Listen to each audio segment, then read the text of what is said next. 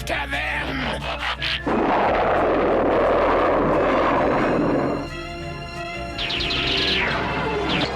Fabulous secret powers were revealed to me the day I held aloft my magic sword and said, "By the power of Grayskull,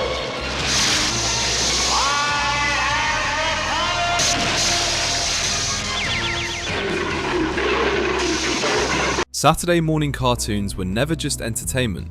They were comfort, routine, and memory, repeated so often they felt harmless. But repetition has power, and in the 1980s, someone learned how to monetize it. This was the decade when animation stopped being a side product of film culture and became something else entirely. Cable television expanded faster than rules could follow, toy companies grew into global machines, and children's attention became one of the most valuable resources in media. What looked like imagination was often infrastructure. What felt like storytelling was sometimes logistics. And many animated series didn't simply inspire toys, they were built to sustain them. So let's rewind. Not to judge, not to rank quality, but to understand a system. Here are 6 animated series from the 1980s that reveal how children's television quietly became a marketplace. Number 6, Care Bears, 1985. By the mid-1980s, children's animation had already shifted direction. Studios were no longer asking what stories needed to be told, they were asking what could be recognized instantly, remembered effortlessly, and reproduced endlessly. Care Bears arrived perfectly calibrated for that moment. The franchise didn't begin as a television series at all. It started as a line of greeting card illustrations, later expanded by American Greetings, and then handed to animation studios once its commercial potential became obvious. The show itself was produced by Nelvana, a studio known for efficiency rather than auteur ambition, operating within a system where speed and clarity mattered more than artistic risk. Narratively, Care Bears was intentionally minimal. Each character was defined by a single emotion and a single visual symbol displayed prominently on their body. Happiness, caring, cheer. Nothing evolved, nothing complicated the formula. Episodes followed a predictable structure, a mild emotional disturbance, a clearly labelled moral conflict, and a swift resolution that restored harmony. There were no long arcs, no character growth, and no lasting consequences. That wasn't a failure of imagination, it was a design choice.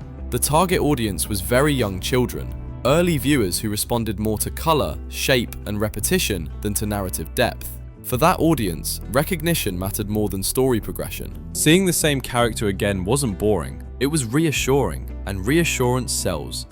Every element of Care Bears was engineered for translation into physical form. Rounded shapes, soft colour palettes, symbols that could be stitched, printed, or moulded without losing meaning. Each bear functioned as both a character and a product SKU. The television series acted as a reinforcement loop. Weekly exposure created familiarity. Familiarity created attachment.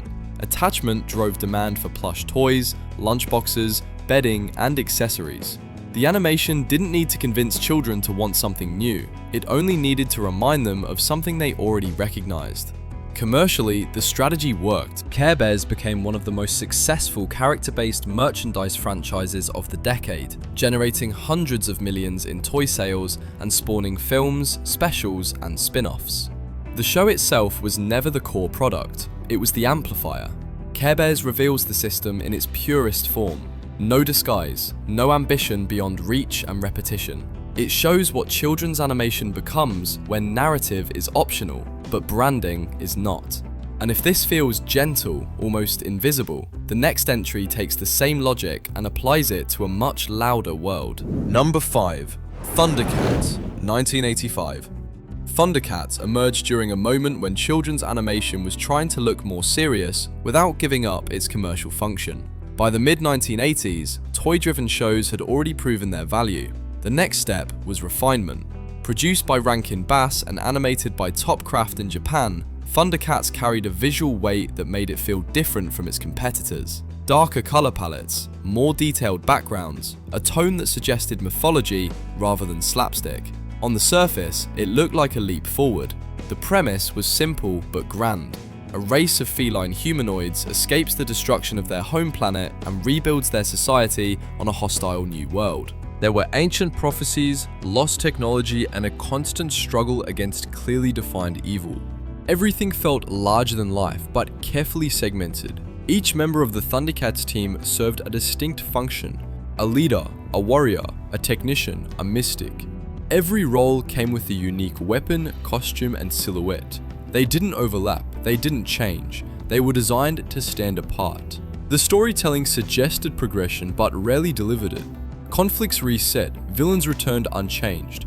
Growth was implied, not earned. That wasn't narrative laziness, it was structural necessity. Thundercats targeted slightly older children, viewers who wanted action and seriousness but still responded strongly to icons and power fantasy.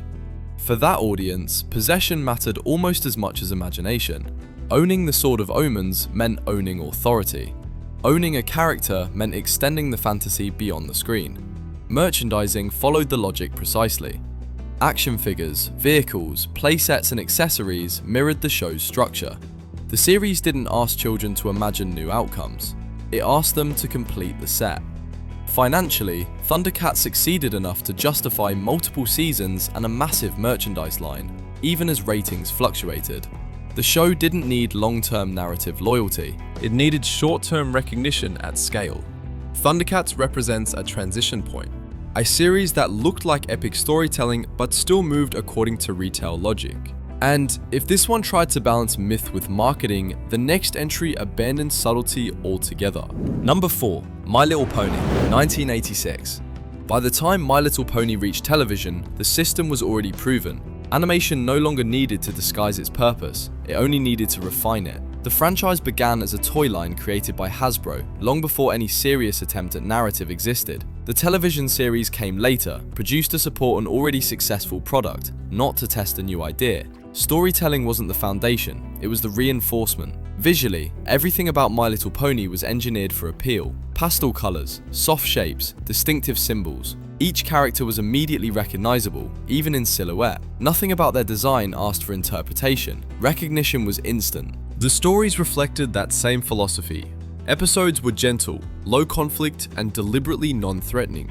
Problems were emotional rather than physical. Resolutions were quick, reassuring, and rarely carried over. Change was temporary, stability was the goal.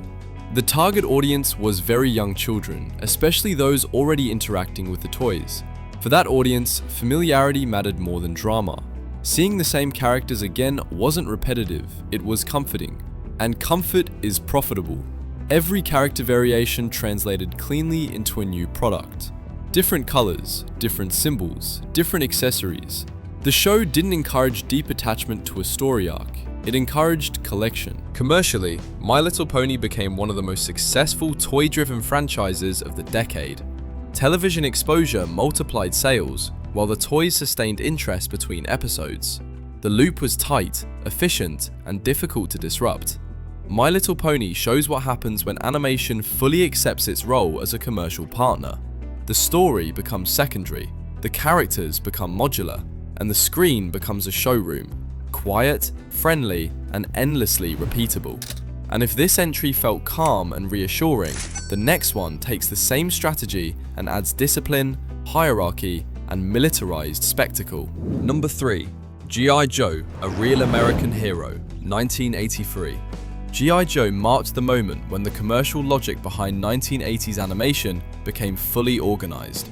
Nothing was implied anymore, everything was systemized. The series was produced by Sumbo Productions in partnership with Marvel Productions under the direct commercial oversight of Hasbro. This wasn't a loose creative collaboration, it was a coordinated operation aligning television, publishing, and manufacturing into a single pipeline. Stories, characters, and products were developed side by side. On screen, G.I. Joe presented itself as action-driven and patriotic. A rotating elite team faced a clearly defined enemy, episode after episode. The conflicts were loud, kinetic, and visually distinct, but carefully controlled. No one truly changed, no war ever progressed. What mattered wasn't resolution, it was introduction. Each character arrived with a codename, a specialty, a uniform, and equipment designed to be immediately identifiable. They weren't written to grow, they were written to exist. Long enough to be remembered, long enough to be owned. The narrative structure supported that goal perfectly. Episodes regularly paused momentum to spotlight new team members or vehicles.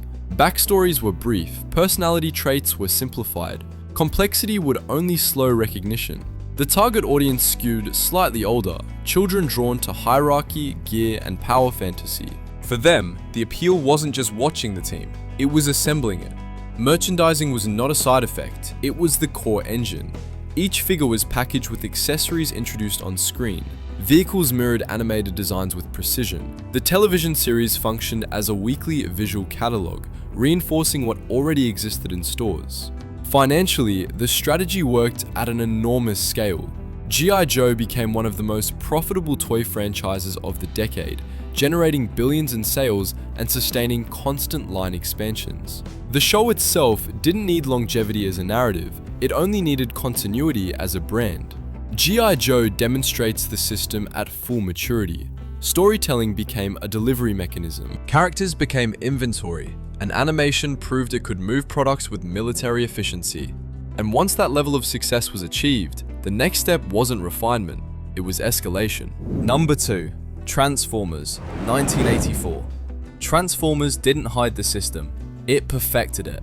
The franchise was engineered from the start as a merger of Japanese toy designs, rebranded and unified by Hasbro, then handed to Marvel Productions to construct a narrative framework strong enough to hold them together. This wasn't adaptation, it was reverse storytelling. The premise was deceptively epic. Two alien factions locked in an endless war, carrying their conflict across space and time, disguising themselves as everyday machines. Cars, planes, trucks, objects already familiar, already desirable. That familiarity was crucial. Each character wasn't just recognizable, it was functional. The transformation itself was the selling point. Story existed to justify the mechanism.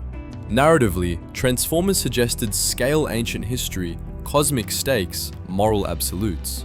But progression was limited. Battles reset, losses were temporary. Even death, when it occurred, was often reversible. Continuity bent to accommodate the next wave. The target audience skewed toward children old enough to understand mechanics and hierarchy. This wasn't about comfort, it was about control. Owning the toy meant mastering the transformation, reenacting the conflict, extending the story through play. Every new season aligned with new product lines. New characters appeared not because the story demanded them, but because shelves did. The show trained viewers to accept constant expansion as normal, almost necessary. Commercially, Transformers became a phenomenon. Toy sales reached into the billions, spreading globally and outlasting the original series by decades. The animation wasn't the product, it was the ignition system. Transformers shows what happens when narrative ambition and commercial intent fully synchronize. The result feels epic, but it moves to a retail rhythm. And once that balance proved possible, there was only one step left to build a world where the toy was the hero itself. Number 1. He-Man and the Masters of the Universe, 1983. If the 1980s had a blueprint for toy-driven animation, this was it. He-Man didn't begin with a story that demanded to be told. It began with a product that needed a world. The franchise was developed by Filmation in direct partnership with Mattel, at a moment when the toy industry was aggressively searching for ways to bypass traditional advertising limits aimed at children. Animation became the solution, not as a narrative medium, but as a delivery system. The premise was intentionally broad: a mystical world, a secret identity, a hero who transforms through ritual and power rather than growth. Eternia wasn't designed for realism or consequence. It was designed to hold figures. Every character followed the same logic: exaggerated muscles, high contrast colors, distinct armor, weapons, and silhouettes. No overlap, no ambiguity. Each one could stand alone on screen and on a shelf. The storytelling reflected that purpose. Episodes rarely built on one another. Conflicts reset, villains returned unchanged. He-Man never truly evolved, because evolution complicates branding. Stability sells better. The target audience was clear: young boys drawn to strength, fantasy, and dominance. The show didn't ask them to follow a long narrative. It asked them to recognize power and want to hold it. Merchandising wasn't supplementary, it was the center. Action figures, vehicles, playsets, weapons. released in waves that aligned perfectly with on-screen appearances. Television exposure created desire. Retail fulfilled it. Financially, the results were enormous. He-Man became one of the highest-grossing toy franchises of the decade, generating billions in revenue and spawning spin-offs, films, and imitators. The animation itself was inexpensive by design. Its value wasn't in craftsmanship, it was in reach. He-Man represents the system at its most honest. No subtlety, no disguise. A world built to justify ownership. And once that model proved successful, it didn't just influence animation, it redefined what children's entertainment was allowed to be. What we've seen isn't a creative failure. It's a moment when imagination learned how profitable repetition could be and was asked to follow that logic. But it leaves an uncomfortable question behind. When animation becomes a commercial engine first, what happens to the people creating it? Does constant pressure to sell quietly drain inspiration, meaning, and risk from the medium itself? If you have a thought on that, share it below. And if this way of questioning familiar media resonates, stay with the channel. There are more systems like this worth looking at, slowly, and without nostalgia getting in the way.